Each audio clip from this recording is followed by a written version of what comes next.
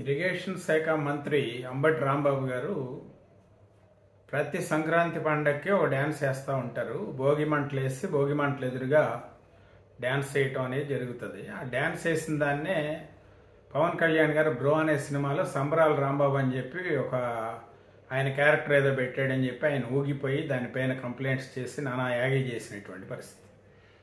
మరి ఈరోజు సంక్రాంతి సందర్భంగా ఆయన సంబరాల రాంబాబునే నేను కాబట్టి నేను సంబరాలు చేసుకుంటున్నాను, సంక్రాంతి పండుగకి డ్యాన్స్లు వేసుకుంటున్నానని చెప్పి ప్రకటిస్తున్నటువంటి ఆయన ఒక ఇరిగేషన్ శాఖ మంత్రిగా ఉండి ఆయన చేయాల్సినటువంటిది ఏంటో, ఆ కార్యక్రమాలు ఏంటో, ఆ మంత్రి పదవి ఏంటో, ఆ మంత్రికి సంబంధించిన కార్యక్రమాలు ఏంటో, ఆ సమీక్షలు ఏంటో, ఆ ప్రాజెక్టులు ఏంటో, పెండింగ్ ప్రాజెక్టులు ఏంటో, ఆ ప్రాజెక్టులు ఎక్కడి దాకా వచ్చినాయో, ఆ ఇరిగేషన్ శాఖ అధికారులతో మీటింగులు ఏంటో, ఈ కార్యక్రమాలు చేసినట్లుగా ఎప్పుడు కూడా వార్తలు రావు.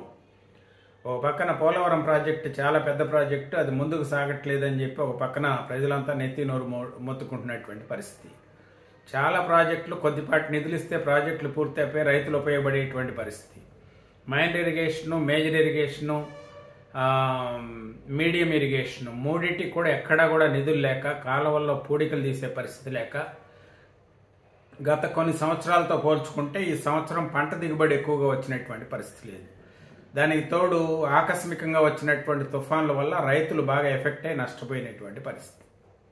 ఈ పరిస్థితుల నేపథ్యంలో రైతులకు కావాల్సినంత ధాన్యం దిగుబడి కాలేదని, రైతులకు కావాల్సిన విధంగా పంటలు పండలేదని, సక్రమంగా సాగునీరు అందలేదని చెప్పి రైతులు అలో లక్ష్మణ్ ఒక పక్కన మొత్తుకుంటుంటే, సంబరాల రాంబాబు అంబటి రాంబాబు గారు మాత్రం సంబరాలు చేసుకుంటా, డ్యాన్సులు వేసుకుంటా ప్రజలకు ప్రదర్శనలు చేస్తున్నటువంటి వైనాన్ని మనం గమనిస్తే నిజంగా ఈ ప్రజలు ఓట్లేసి గెలిపించినందుకు వీళ్ళు ఎంత బాధ్యతగా పనిచేస్తున్నారు అనేది దీన్ని బట్టి మనకు అర్థమవుతుంది.